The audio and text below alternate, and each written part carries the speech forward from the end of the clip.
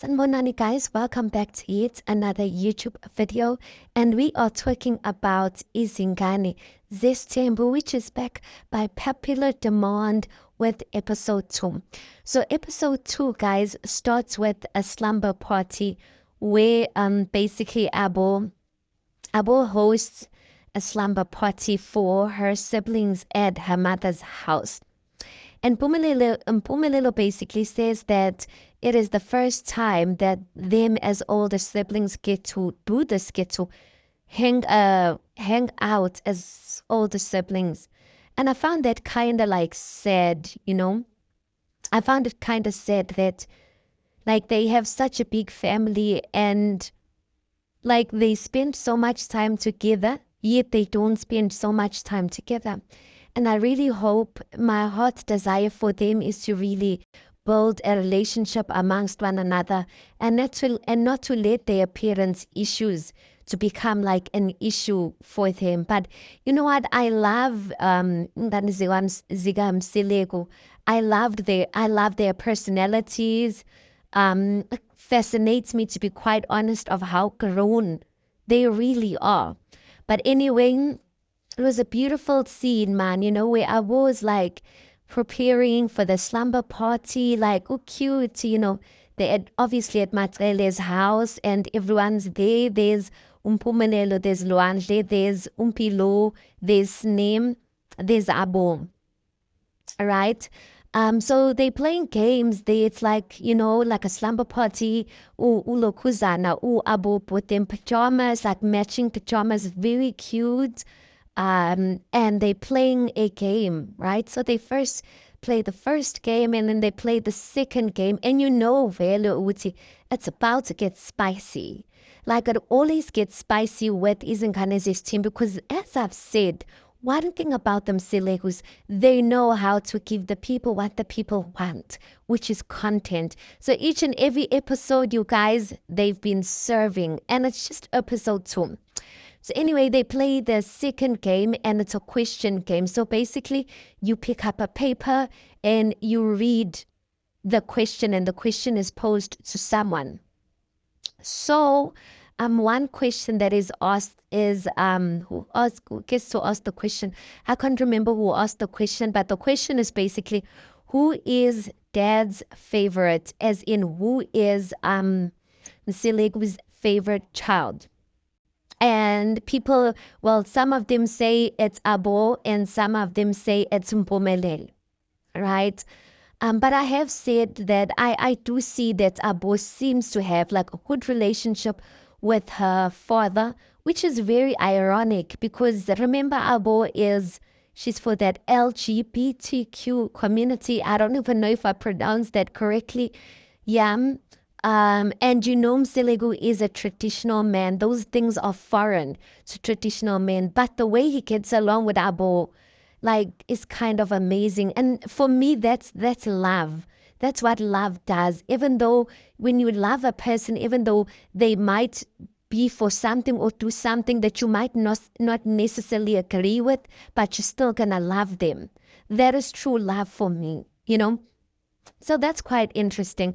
And then Umpumelelo, I honestly, with this question, I honestly thought everyone was going to say Umpumelelo is Selegu's favorite child because, I mean, he's following his father's footsteps and following his father's vision. Quite frankly, the only son and the only child who is actively following his father's footsteps.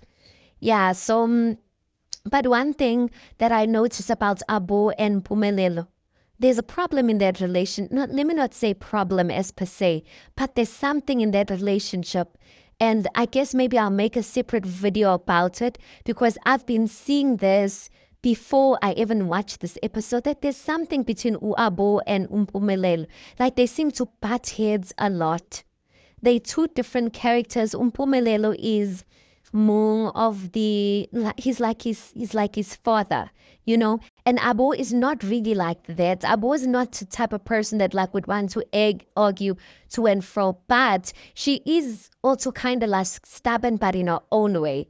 And I think we're gonna see something in their relationship, you guys, because I can see the crack in it. And I can see they try by all means to stay away from one another and to like not to stay away from one another, but to like keep the just like they know it, or to me at least, it seems like they know it and they can feel it, and they try by all means to respect each other's boundaries. But I feel like those two butt heads a lot.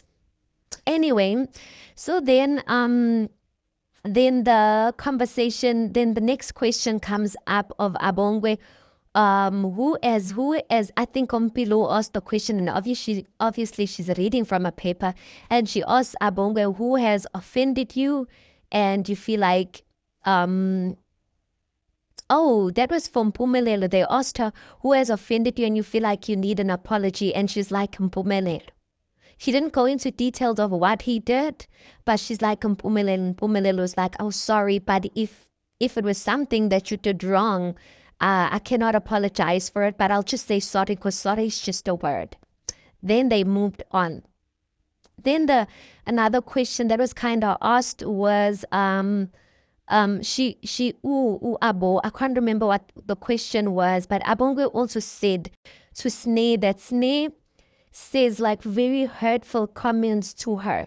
Sneh knows, and everyone knows now, that Abo belongs to the LGBTQ community. I don't know if I'm saying it right, but anyway, she belongs to that community. And she says that sometimes that Sneh doesn't consider that she has feelings and that she's in that community. And she says that Sneh makes ugly comments.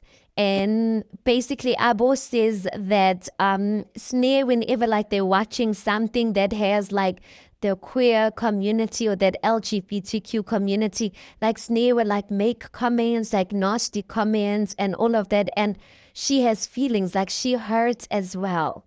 So yeah, and Sneh on her diary session, she was like, Vele. She was like, Vele, she does say that, but she didn't know that like it hurts her or it hurts or Abongwe like that. But it did seem that Sneh did not really get the full gist of like how it hurts or Abongwe.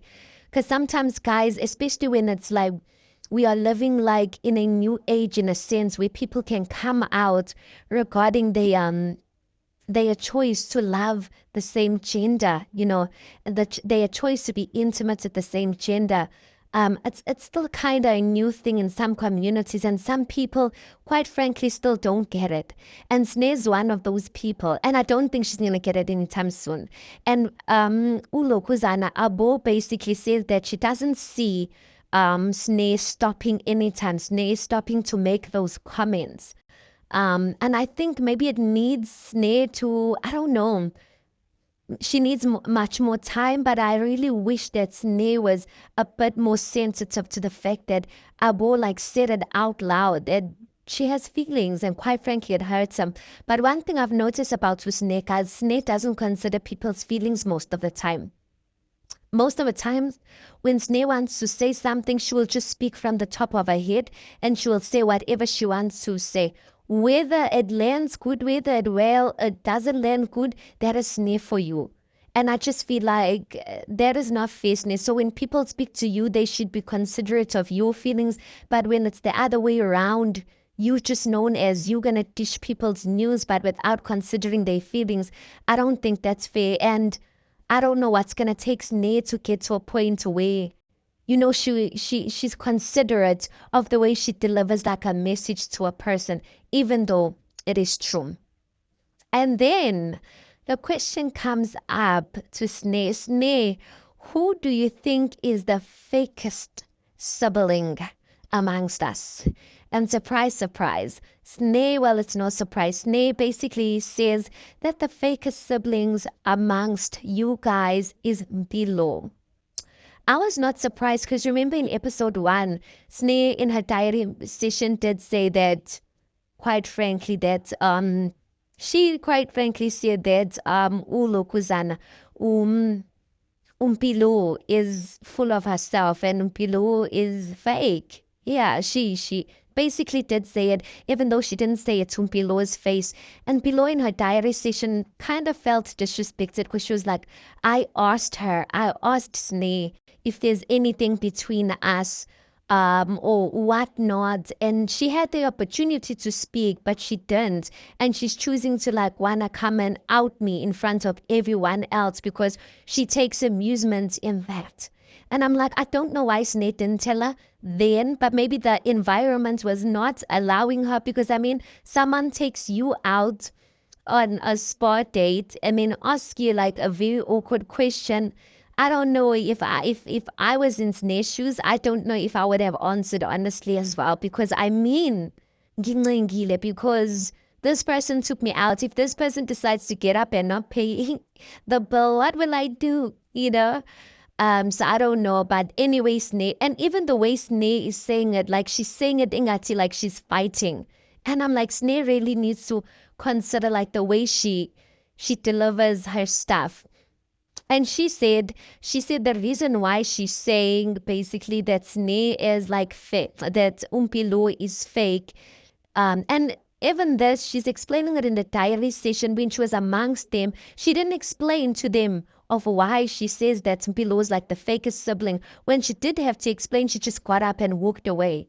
And I'm like, then, like, that's the thing about some people who call themselves like, I'm honest, I'm honest. Like, you honest at the wrong time, you know? Like, you don't have no discernment. Anyway, Usnena diary session says the reason why she calls Umpilo fake is because sometimes when she goes and visits Umpilo at Tobide's house, when she gets there, sometimes Umpilo will put on her earphones and ignore her. And while she's trying to like make conversations with her, Umpilo will basically be on her phone. Basically, Umpilo doesn't give her any attention when she's there. And yet Mpilo acts like she loves her. That's what Sneh is basically saying. And you know what, guys? I can't even say that like I don't agree with Sneh because Mpilo does give me those vibes. I don't even want to lie. Mpilo gives me those vibes. You know those type of people that when you go and visit them, you need to prepare them. You can't just rock up into their space and not tell them that you're coming because you will get there and sit alone. Hey, they will ignore you because they appreciate their spaces. And quite frankly, you need to prepare them that you are coming. So if you're gonna just come like out of the blue eye shape, like they are not mentally prepared to host you in a sense. Below does give me those vibes, and below gives me the vibes. She doesn't give me the vibes that she's like a people's person as per se.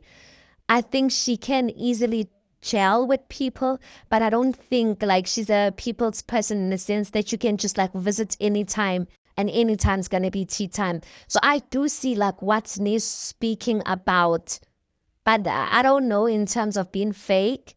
Yeah, but I do see what Nis talking about. Then anyway, then they show another scene, you guys, where Sneh takes out Tando for shopping.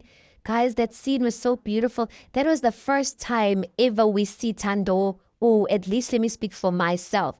That was the first time I ever saw Tando speaking, and it warmed my heart so much. And I think I must create a separate video just talking about Sneh and Tando's relationship.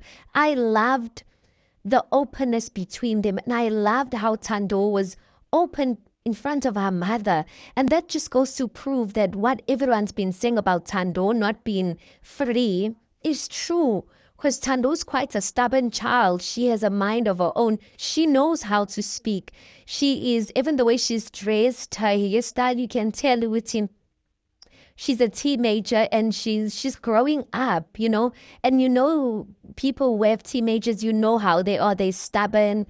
They are set in their ways. They have an idea of how they want to dress and like yeah. And I loved to see that, you know, she too can be like a child. But I loved how Sneh was there for her, and I was like, Sneh, like I am so happy that you did that. I'm so happy that production actually got to show us the side, you know, because sometimes production shows whatever they want to show. Because remember, at the end of the day, guys, this is just a numbers game. It's a numbers game.